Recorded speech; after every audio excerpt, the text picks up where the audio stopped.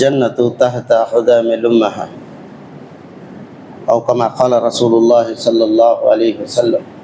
సోదరులారా, దైవప్రవక్త ముహమ్మదు రసూలుల్లాహ్ సల్లల్లాహు అలైహి వసల్లం వారు తన ఉమ్మతుల్ని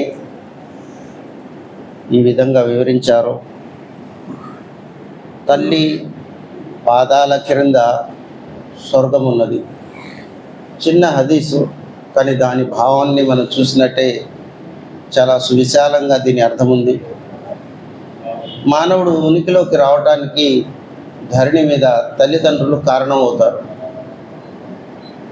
అల్లాహ్ సుబ్హానహు వ తఆలా మానవుడికి తన ఆరాధనతో పాటు తల్లిదండ్రులను విధేయత చెయ్యాలని ఖురాన్ గ్రంథంలో చాలా ఎక్కువ సార్లు తాకీదు చేశారు.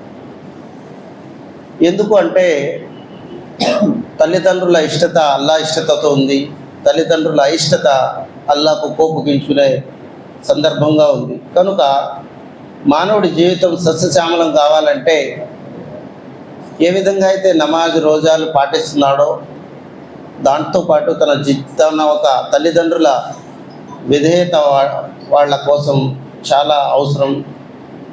అల్లాహ్ సుబ్హానహు వ తఆలా పవిత్ర గ్రంథం ఖురాన్లో ఈ విధంగా అంటున్నాడు, వవస్సైనల్ ఇన్సాన బివాలిదైహి హమలతహు ఉమ్ముహు వహనన్ అలా వహనిన్ వఫిసాలుహు ఫి ఆమైన్ వష్కురులి వలివాలిదైక్ వఇలయ్యిల్ మసీర్.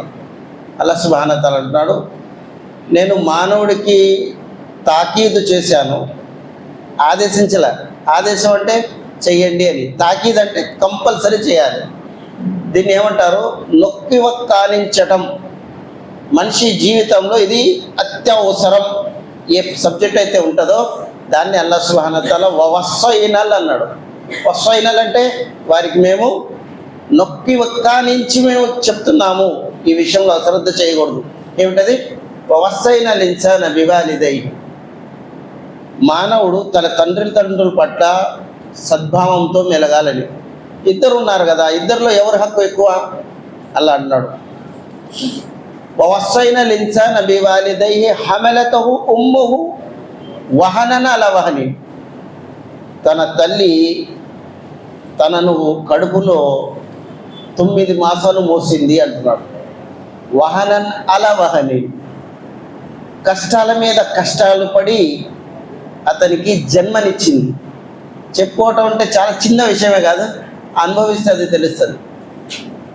ఆ ఆర్తనాదాలు, ఆ బాధ, ఆ మాతృమూర్తికి కలిగే ఆ ఆవేదన ఆ సమయంలో అల్లాహు అక్బర్, మామూలు విషయం కాదు. ఒక సాహబీ వచ్చి దైవప్రవక్త సల్లల్లాహు అలైహి వసల్లం గారి దగ్గర అడిగారు, యా రసూలుల్లాహ్ సల్లల్లాహు అలైహి వసల్లం, నేను నా తల్లిని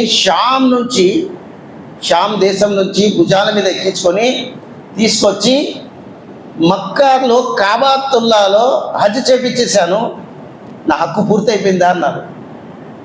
నేను తల్లి బాధ్యతను, హక్కును పూర్తి చేశానా అన్నారు.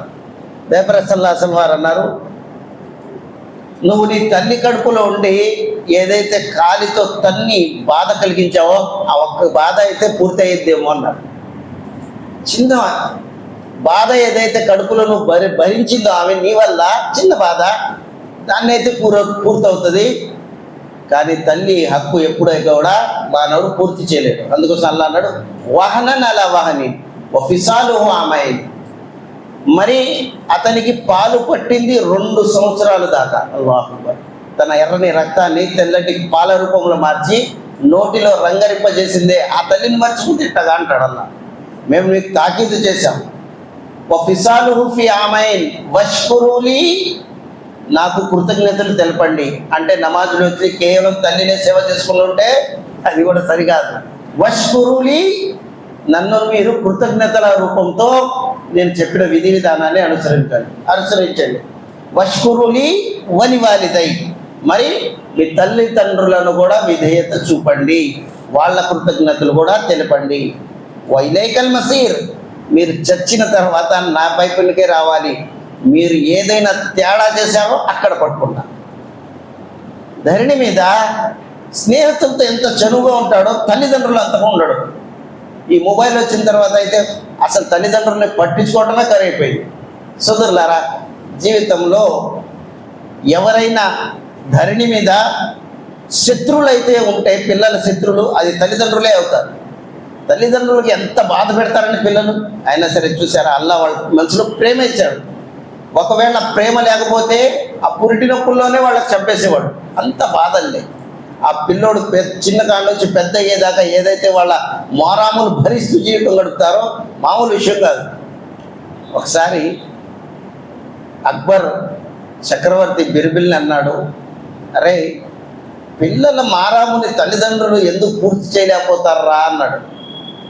ఏముంది బాద్షా గారు, శాంపిల్గా నేనే పిల్లోడు అయిపోతాను, నేను ఒక కోరిక అడుగుతాను, మీరు పూర్తి చేసి చూపించండి అన్నాడు. సరే చెప్పరా అన్నాడు. ఏడిచాడు. బిర్బిల్ ఏడిస్తే ఏంట్రా అన్నాడు. పాలు కావాలి అన్నాడు. ఓ సింతే కదా, పాలు ఇచ్చేసాడు. పాలు పట్టుకుని మళ్ళీ ఏడుస్తున్నావు ఏంట్రా అంటే నీళ్లు కావాలన్నా. ఇప్పుడే కదరా అని పిల్లోడినండి నేను. సరే నీళ్లు పాలు రెండు ఇచ్చాడు, రెండు కలిపేశాడు. మళ్ళీ ఏడుస్తున్నాడు ఏంట్రా అంటే రెండు వేరు చేయి అంటున్నాడు. అప్పుడు అన్నాడు, నిజమేరా పిల్లలు మారామని తల్లిదండ్రులు కాదు కదా, ధరణి మీద ఎవ్వరు కూడా పూర్తి చేయలేరు. అలాంటి సబ్జెక్టులు పెడతారండి.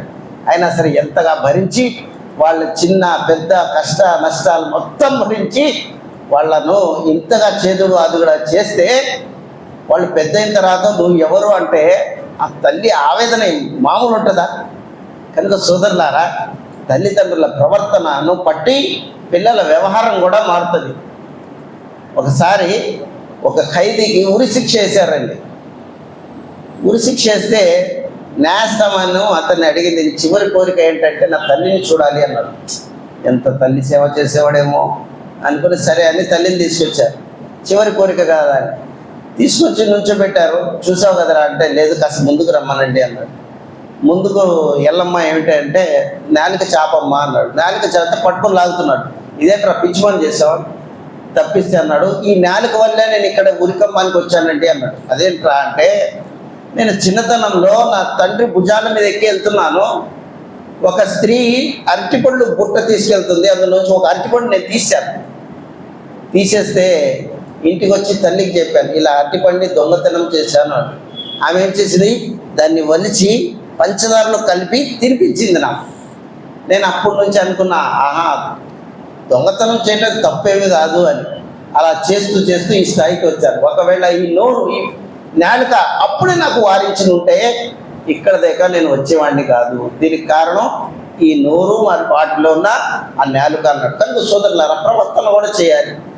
తల్లిదండ్రులు పిల్లల్ని పెంచే ఏదైతే ఉంటుందో అసలు అది అంశం అన్నమాట. దైవప్రవక్త సల్లల్లాహు అలైహి వసల్లం గారి కాలంలో హజరత్ అల్ఖమా రజియల్లాహు తఆలా అన్హు గారు గొప్ప సహాబీ అండి, సహాబీ రసూల్.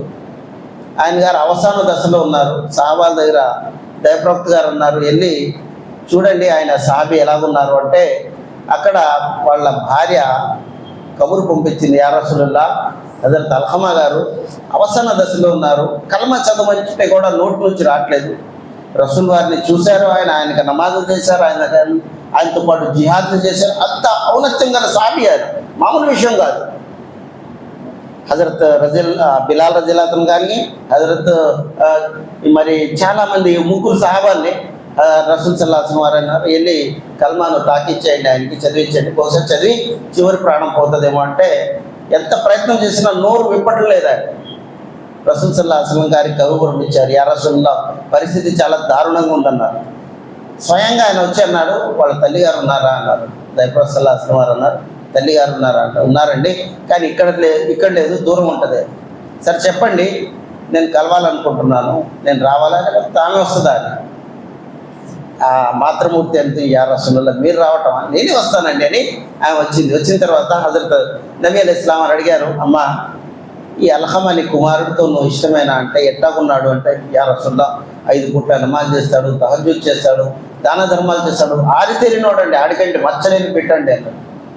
నువ్వు ఆడితో ఇష్టపడుతున్నావు అంటే ఈ సబ్జెక్ట్ అడగపాకండి అని. దీంతో నేను ఇష్టపడినా అండి అన్నాడు. ఎందుకంటే నాకు చాలా బాధ కలిగించాడండి, అందుకోసం ఊరి పూల వెళ్ళి ఉంటున్నాను. ఏమైందమ్మా అంటే తన భార్యకు నా మీద ఆధిపత్యం ఇచ్చాడండి, ఇది మనసులో తట్టుకోలేక నేను వెళ్ళిపోయాను, అప్పటి నుంచి నేను అయిష్టంగానే ఉన్నానంటే సరే ఎప్పుడైనా క్షమించమ్మా, ఆయన నోరులో కల్మా రావట్లేదు అంటే లేదండి నేను క్షమించను అన్నాడు. రసూల్ సల్లల్లాహు అలైహి వసల్లం వారు అన్నారు, బిలాల్ కట్టెలు రగిల్చండి అన్నారు. కర్రలు తీసుకొచ్చి దాన్ని నిప్పు పెట్టి అంటించండి. అంటే యా రసూలుల్లా ఏం చేస్తారండి? నీ అల్హమాకి ఇందులో వేసి కాలుస్తారు. నా కళ్ళ ఎదుట నా కొడుకులు కాలుస్తారా అని. మరి అంతేనమ్మా, నువ్వు క్షమించకపోతే అతను చేసిన ఏ ఆచరణ కూడా అల్లా స్వీకరించాడు. అల్లా సుబ్హానహు వ తఆలా అతను నరకంలో వేస్తాడు. ముందుగానే మనం వేసేస్తాం. అంటే యా రసూలుల్లా, నేను అల్లా సాక్షిగా మీరుండని నేను క్షమిస్తున్నాను. సహాబాలు అన్నారు, యా రసూల్ అల్లా ప్రవక్త గారు వెళ్ళి చూడండి వ్యవహారం ఎలా ఉందో. వెళ్ళి చూస్తే ఆయన నోరు కదుపుతున్నారు. అప్పుడు చెప్పారు లా ఇలాహా ఇల్లల్లాహ్ ముహమ్మదుర్ రసూలుల్లాహ్. చివరి పదాలు చదివి ఆయన ఆసూలు బాసారు. సోదరులారా, కనకం చేసిన తర్వాత రసూల్ సల్లల్లాహు అలైహి వసల్లం వారు అన్నారు, మీలో ఎవరైనా ఎన్ని మంచి పనులు చేసి అల్లాహకు ఇష్టపరుచుకున్నా ఆ మంచి పనులు అప్పుడు దాకా అంగీకారం ఒక భాగ్యం రాదు ఎప్పుడు దాకా అయితే తల్లిదండ్రులు వారితో ఇష్టపరంగా ఉండరు. కనుక సోదరులారా, మనం ఎంత నిష్ఠపరులు అయిపోయినా సరే నిష్ఠ ఒక దిక్కు. తల్లిదండ్రులు కని పెంచి పేగు తెంచుకొని పెంచినా పుట్టించిన ఆ తల్లిదండ్రుల హక్కు వేరు. కనుక ఎప్పుడైతే దీంట్లో అశ్రద్ధ చేస్తామో ఇటువంటి వందలాది రంజాన్లు మాకు తారసపడినా మన జీవితంలో ఏమాత్రం లాభం ఉండదు. కనుక సోదరులారా, తల్లిదండ్రుల ఔన్నత్యాన్ని గుర్తిద్దాం. అల్లాహ్ సుబ్హానహు వ తఆలా యావత్తు సమాజాన్ని కని పెంచి వారి కోసం భవిష్యత్తులో ధారపోసిన తల్లిదండ్రులను విధేయత చేసే మహాభాగ్యం ప్రతి కన్న కొడుకులకి కుమార్తెలకు అల్లా ప్రసాదించుగాక. ముఖ్యంగా ఏదైతే సభలో మనం ఈ హదీసులను వింటున్నాం, అల్లా మన మనసులో ఏదైనా వక్రతత్వం ఉంటే దాన్ని సరిదిద్ది తల్లిదండ్రులు చివరి శ్వాస వరకు వారికి సహాయం చేసి వారిని ఆదరించే మహాభాగ్యం మనందరికీ ప్రసాదించుగాక. ఆమీన్. సుబ్హానక రబ్బిక రబ్బిల్ ఇజ్జతి అమ్మా యసిఫూన్, వసలామున్ అలల్ ముర్సలీన్, వల్హమ్దులిల్లాహి రబ్బిల్ ఆలమీన్.